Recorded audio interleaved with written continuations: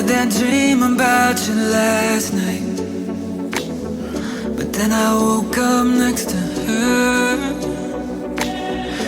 and I know how time has gone by when I'm still stuck in that blur. Assalamualaikum Bune. Waalaikumsalam, Mbak. Siapa, Mbak? Ini Bune, saya CGP Angkatan 9 Kabupaten Kudus. Ada tugas demonstrasi kontekstual 3.1 mengenai kebijakan pengambilan keputusan. Di sini tugasnya mewawancarai kepala sekolah di lingkungan sekitar itu. Bisa. Mohon waktunya sebentar ya Bune. Monggo, Mbak. Ini kan sudah lama menjadi kepala sekolah. Cukup lama. Oh cukup lama gitu ya. Tentunya banyak pengalaman gitu ya, pengalaman dalam melaksanakan tugas ini. Di sini ada beberapa pertanyaan ini. Jadi saya bertanya beberapa pertanyaan gitu. Monggo. Kalau bisa saya jawab ya, Mbak ya. Oh siap Bu. Yang pertama ini, selama ini bagaimana Bapak Bune dapat mengidentifikasi kasus-kasus yang merupakan dilema etika atau rujukan moral ini? Kalau saya melihat ya, Mbak, dari sudut pandang moral dan hukum, itu apabila kasus tersebut melanggar hukum, itu maka sudah tentu itu berbenturan antara benar dan salah. Itu pasti nanti ke ranah hukum ya. Tapi kalau masih ada bisa dikatakan benar dan benar kasusnya, masalah itu masuknya di dilema etika ya. Jadinya kita bisa membedakan ya, Mbak ya, yang hukum dan etika itu gitu. Terima kasih. Pertanyaan selanjutnya Bune. Masih terus ini, Mbak? Masih. Oh Tenang. ya, monggo. Selama ini bagaimana Bune menjalankan pengambilan keputusan di sekolah, terutama untuk kasus-kasus di mana ada dua kepentingan yang sama-sama benar atau sama-sama mengandung nilai kebajikan. Yang itu kami selaku kepala sekolah ya, melakukan identifikasi kasus dari berbagai sudut pandang ya. Memang kita hidupnya di sini ya, Mbak ya.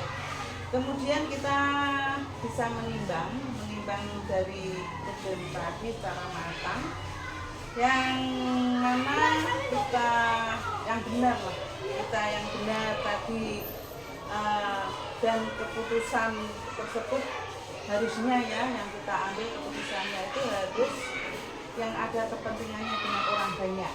Jadi kita harus memilah dan kita mengidentifikasikan yang untuk kepentingan orang banyak. Seru ya Bu. Iya, kita cenderung ke kepentingan. Jadi harus mengutamakan kepentingan orang banyak ya Bu. Iya. Yang namanya identifikasi kan kita milah-milah. Iya betul Bu, saya sangat setuju. Pertanyaan selanjutnya ya Bu. Langkah-langkah apa atau prosedur seperti apa Bu yang bisa Bune lakukan selama ini? Prosedurnya itu seperti apa? Untuk prosedur kasus ini ya, Mbak ya, masalahnya itu langkah-langkahnya tentu saja kami menentukan penyebab masalah itu, kenapa permasalahan itu ada. Terus kita menentukan siapa saja yang terlibat di dalam masalah tersebut. Setelah itu kita menanyakan orang-orang terdekat yang bermasalah tadi. Kita ambil orang-orang yang bisa saudara, bisa temannya, atau bagaimana. Terus kita diskusikan dengan warga sekolah. Di situ ada sekolah, ada guru, ada ya, kalau di SD memang nggak ada guru BK ya, Mbak ya, kita hanya guru-guru rekan-rekan Rangkap ya, ya, kalau ya, di SD ya. ya. Terus kita kita mengambil atau mencari solusi dari masalah tersebut.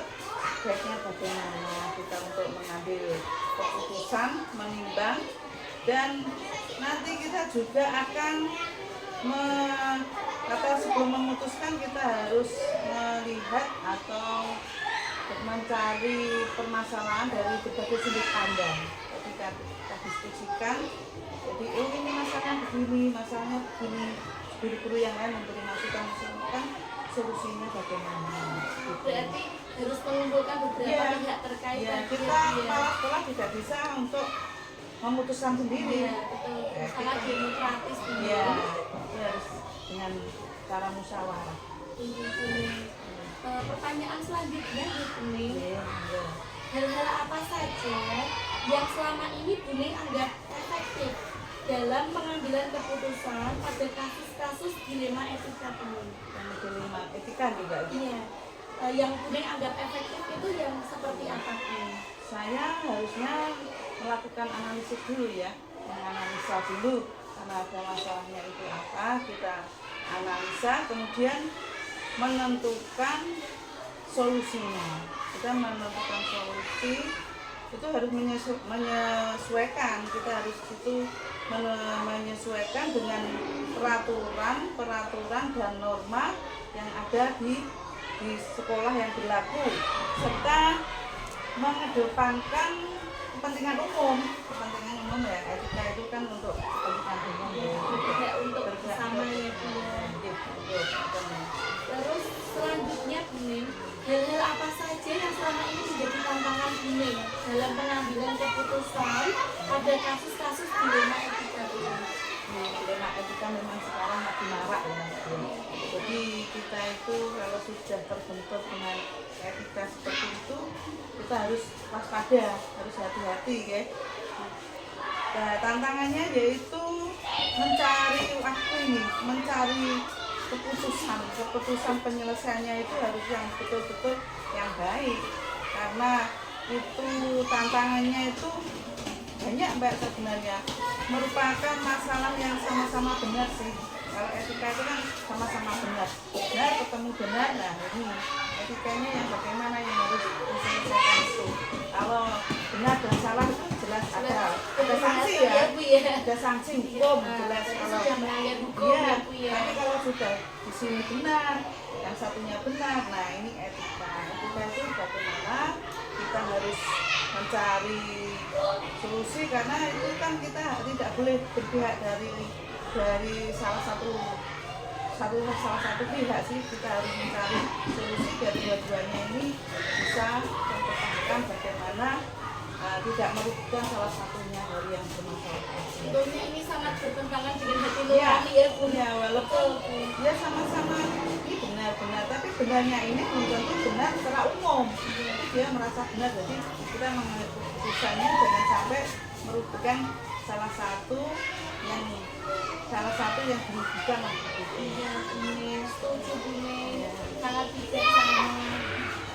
Pertanyaan selanjutnya ya Bu, apakah Bu memiliki sebuah jadwal tertentu Bu dalam sebuah penyelesaian kasus dilema etika?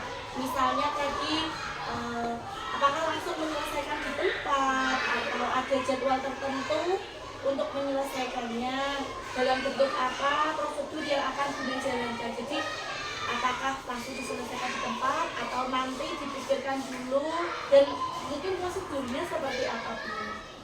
Ya, kalau itu untuk masalahnya, kalau yang ringan-ringan ya, itu kami bisa menyelesaikan secara langsung.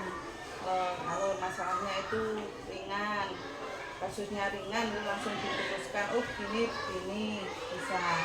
Kalau bisa malah tidak usah melibatkan musyawarah dengan guru. Tapi kalau sudah masalahnya sudah agak berat ya, kita harus musyawarah dulu. Karena ini bagaimana kalau ada masalah seperti ini gitu. Kalau untuk jadwal khusus sih nggak ada sih. Jadwal khusus untuk saya harus buat schedule jadwal untuk, karena yang namanya kasus itu kan tidak Tradisional ya, ya Bu, ya. benar, kasus itu kan tidak bisa kita memprediksi kapan ada kasus, kapan ada kan nggak bisa. Iya. Jadi ya memang kita mengagendakan apabila ada kasus seperti ini kita bagaimana menanganinya begitu, tapi tidak ada terus jadwal khusus karena ini masalahnya problem masalah kan tidak terjadwal. Kita kan juga tidak tahu kapan masalah itu akan datang Ya, Bu. betul. Tapi tetap kita punya program. Kalau ada seperti ini nanti penyelesaiannya tapi tidak terjadwal. Jadi nanti kondisinya sesuai dengan keadaan begitu. Kadang terus.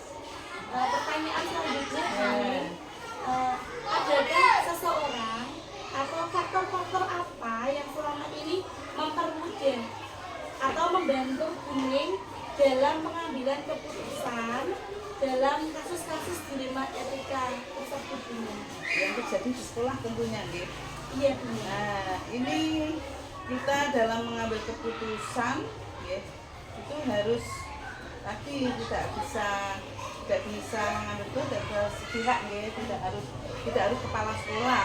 Tapi kita mengambil keputusan harus melibatkan yang bisa membantu kami. Kepala sekolah adalah kepala sekolah, bisa guru, kadang juga komite kami libatkan seperti itu, ya. Jadi sekolah itu kadang kita ini kan paling murid juga kita panggil yang bermasalah, tapi orang tuanya ada apa, nah ini sampai seperti ini, kita tanya kepada wali murid, mungkin ada masalah dari keluarga atau masalah itu apa datang dari keluarga atau anak ini, contohnya kalau anak di sekolah kadang ada yang agresif ya kepada temannya, ya, mungkin di rumah dia juga ada masalah seperti itu. Selanjutnya kuning pertanyaan terakhir, seru katanya jadi semua hal yang telah disampaikan, pembelajaran seperti apa kuning yang dapat dipetik dari pengalaman dalam mengambil keputusan dilema etika tadi?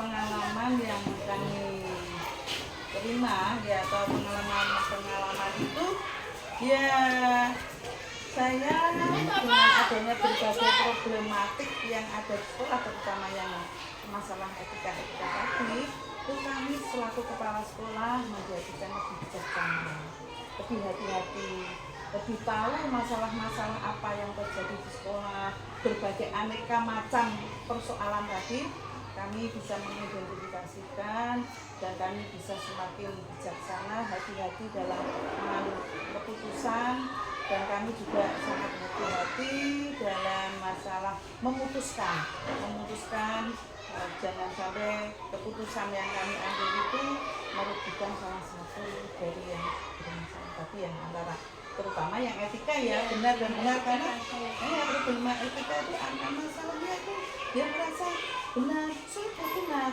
ini juga saya benar, jadi semuanya kita rangkul, kita ambil masalahnya dan solusinya, misalnya dia tidak menjadikan sakit hati. Kadang kan anak-anak pun kan juga merasa sakit hati, kenapa saya kok itu teman dibela, saya kok tidak, dia merasa seperti itu. Nanti ke depannya juga mengaruhi dengan mental ya, perkembangan mental. Jadi kita harus hati-hati ya dalam mengambil keputusan, karena kita juga dengan guru-guru, dengan warga sekolah, baik guru, komite, wali murid, kita bimbingan, kita masalah untuk memutuskan atau mengambil keputusan yang terbaik untuk anak. Terima kasih atas ilmunya, terima kasih. Sama-sama, sukses ya. Assalamualaikum Pak Yen. Waalaikumsalam. Selamat pagi Pak, mohon maaf mengganggu waktu Pak Yen. Di sini perkenalkan Pak, saya Anissa Sulistiani, CGP Angkatan 9, Kabupaten Kudus. Mau izin Pak melakukan wawancara dengan Pak Yen. Iya, silahkan Bu Anissa. Mohon maaf ya Pak ya mengganggu waktunya Pak. Tidak apa-apa Bu. Ini terkait dengan tugas demonstrasi kontekstual 3.1 saya Pak, tentang kebijakan pengambilan keputusan, di mana nanti terkait dengan materi dilema etika dan rujukan moral. Seperti yang kita ketahui ya Pak ya. Iya. Kalau dilema etika itu kan situasi ketika seseorang itu harus memilih antara dua pilihan, Iya. di mana pilihannya itu dua-duanya benar, Iya. tapi saling bertentangan. Kalau rujukan moral nanti itu situasi di mana seseorang itu juga harus mengambil dua keputusan tapi sudah jelas antara benar dan salahnya. Bagaimana Pak, bisa dimulai dengan pertanyaannya Pak? Bisa Bu, silakan. Ini Pak terkait dengan dilema etika dan rujukan moral tadi yang saya tanyakan pertama itu Pak Zen ini kan sudah lama menjadi kepala sekolah, Iya. tentunya sudah banyak pengalaman Pak Zen dalam melaksanakan tugasnya, bagaimana Pak Zen mengambil keputusan ketika dihadapkan pada suatu masalah. Iya. Selama ini Pak, bagaimana Pak Zen dapat mengidentifikasi kasus-kasus yang merupakan dilema etika atau rujukan moral Pak?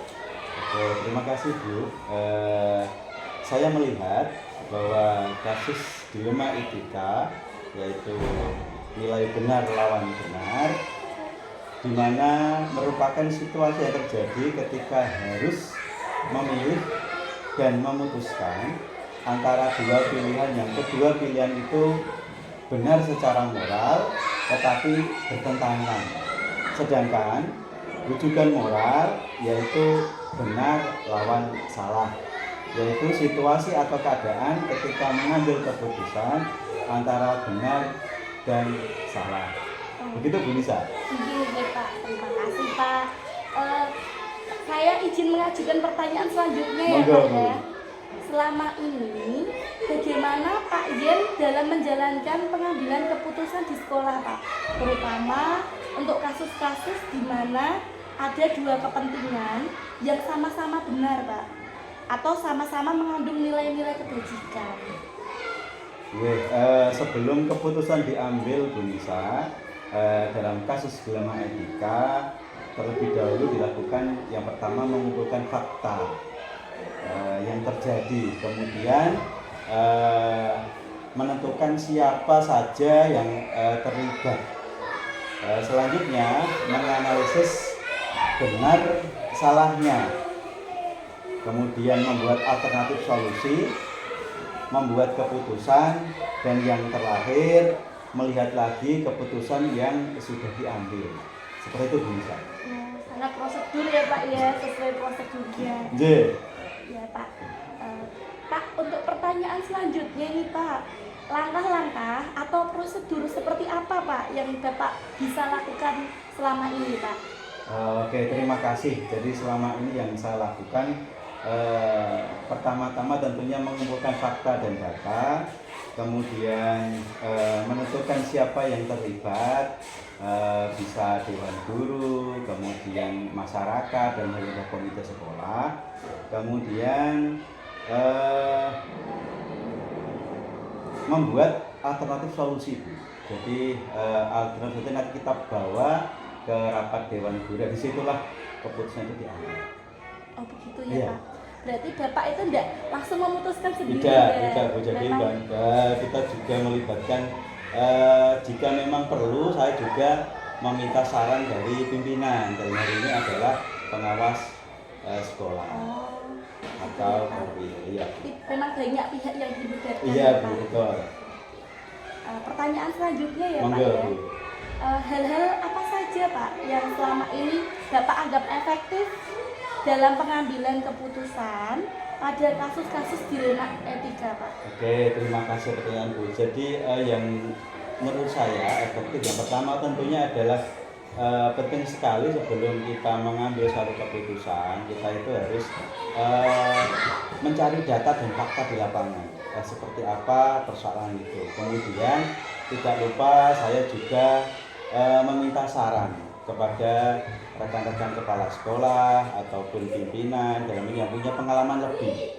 Selain itu saya juga selalu melibatkan keluarga kami di sekolah, itu dewan guru. Jadi segala sesuatu hal yang berkaitan dengan pengambilan keputusan itu biasa saya serahkan ke rapat dewan guru. Itu nanti ada masukan, ada saran dan sebagainya. Jadi pertimbangannya lebih banyak di situ. Jadi keputusan tanggung jawabnya lebih ringan karena ditanggung bersama-sama. Seperti itu Bu Nisa. Demokratis sekali Iya, ya Pak Bu. ya. Dia keren Pak. Enggak seperti maksudnya. Aduh, Iya, Pak. iya. Selama ini Pak, hal-hal apa saja yang menjadi tantangan buat Pak Yen dalam mengambil keputusan dilema etika tadi Pak? Oke, terima kasih.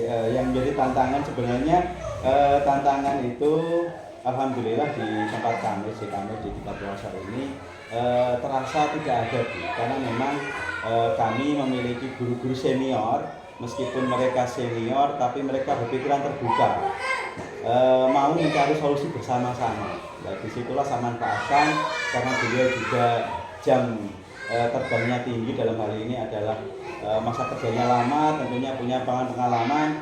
Jika dirasa kasus atau persoalan itu sudah pernah dialami sebelumnya, jadi mereka sudah punya pertimbangan-pertimbangan yang lebih. Jadi itulah saya manfaatkan di situ. Itu Bu.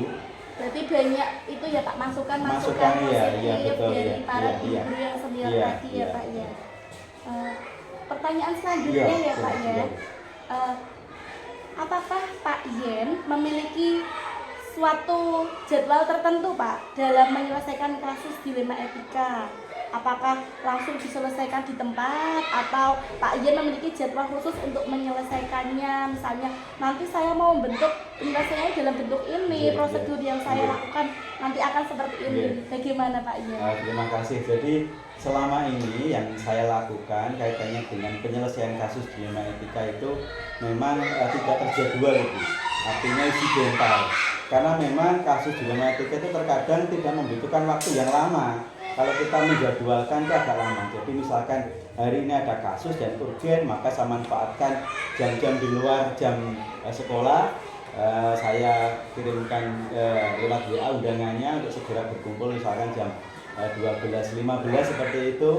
Itu kita rapatkan. Jadi sifatnya adalah insidental, tidak terjadwal bisa.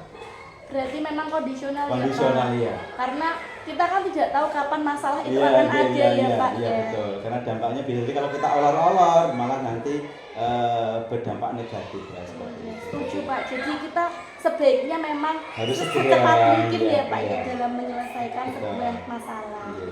Pertanyaan selanjutnya Pak, Iya. apakah adakah Pak seseorang atau faktor-faktor yang selama ini mempermudah atau membantu dalam pengambilan keputusan dalam kasus-kasus dilema etika tersebut Pak? Oke, terima kasih. Jadi ada Bu, jadi saya selalu berkoordinasi dengan guru-guru di tempat kami, utamanya guru-guru senior tadi.